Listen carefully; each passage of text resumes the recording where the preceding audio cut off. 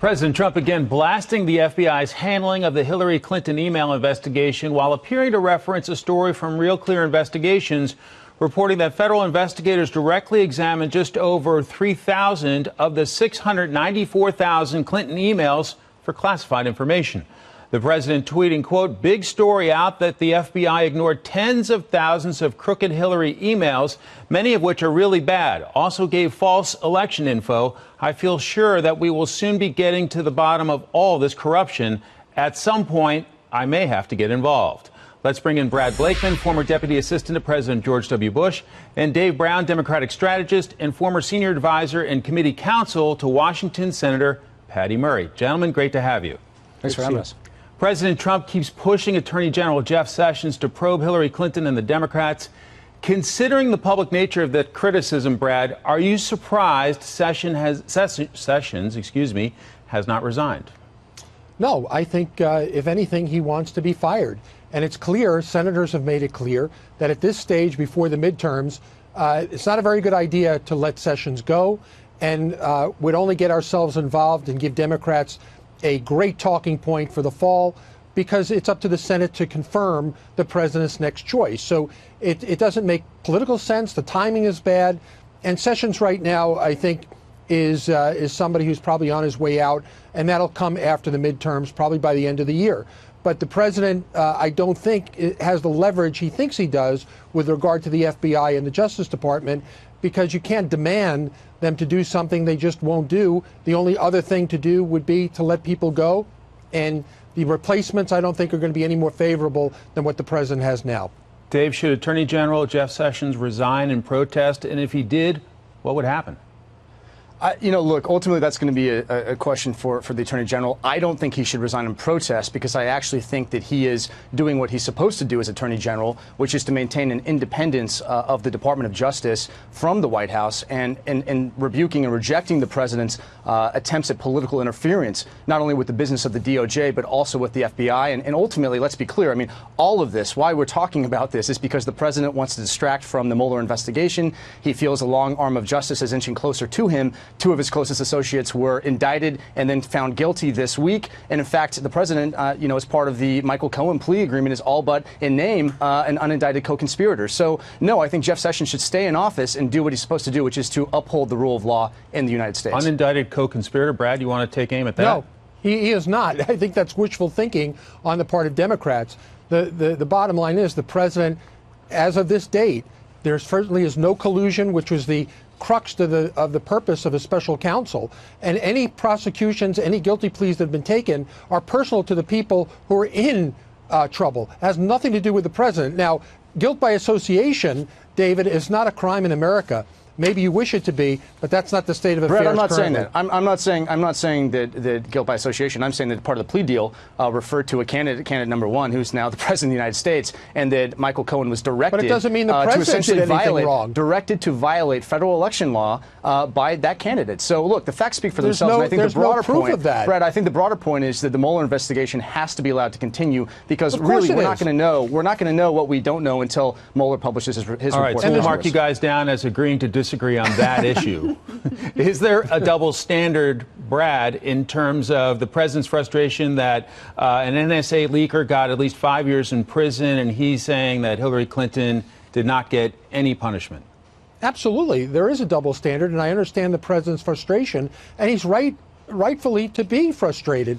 There are two standards. There's one for the Clintons and Democrats, and there's another for Republicans.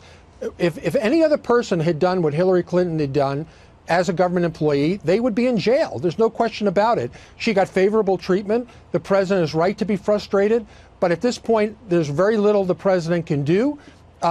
Maybe when he gets another person in as Attorney General, that will change. But I don't think that's going to change under this current Attorney General or this current FBI director. Dave, is it possible that other presidents have been frustrated with their attorneys general over the years, but just didn't come out and say it?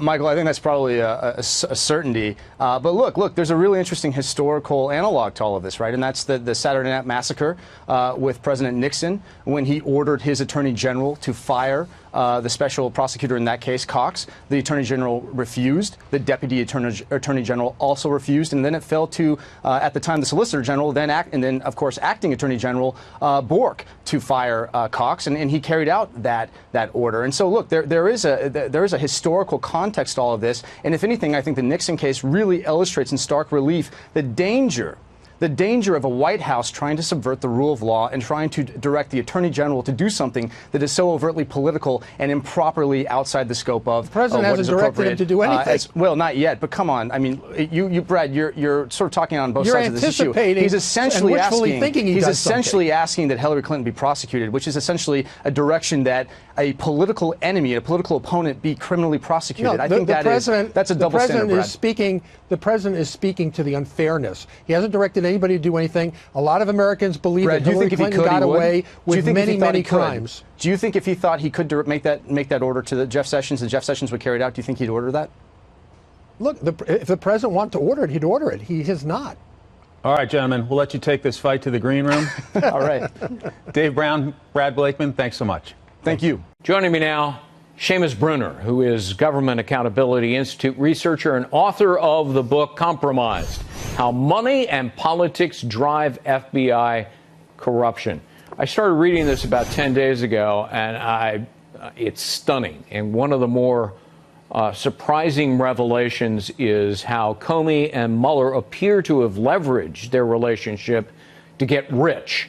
I want to talk about one instance. So Mueller is head of the FBI, and the FBI lavishes a $1 billion contract to Lockheed Martin, where James Comey just happens to be the general counsel. How rich did Comey then get?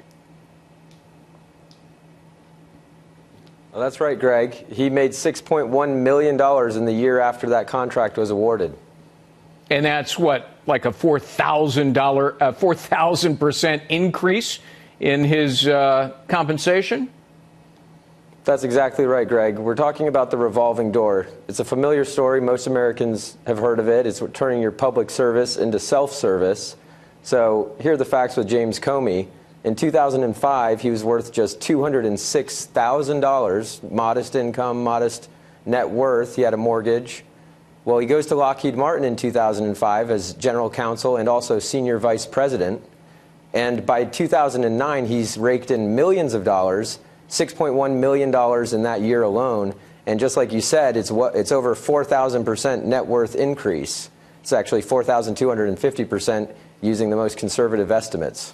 Yeah, look, I don't begrudge people who are in government service eventually going into the private sector. They're perfectly allowed to do so. But does it appear to you that then he's, trading on his previous position and relationship to profit financially, and does that strike you as corrupt? Well, right. I love capitalism. Capitalism is great. It's what makes America great. But this is not capitalism. This is crony capitalism. It's helping out your buddies. Robert Mueller and James Comey have known each other a very long time, going back to the late 90s.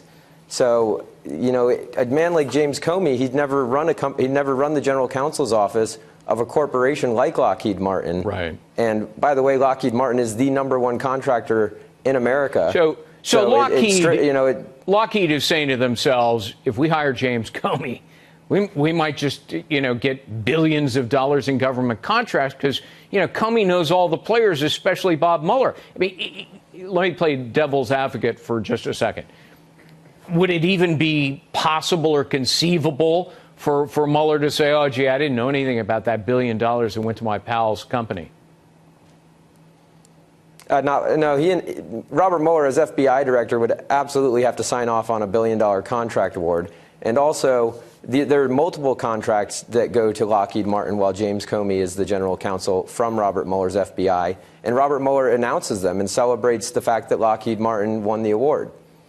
Well, didn't Bob Mueller also get rich because he leaves government, goes to work for Booz Allen Hamilton, who just happened to have received hundreds of millions of dollars from the FBI under Mueller's previous direction?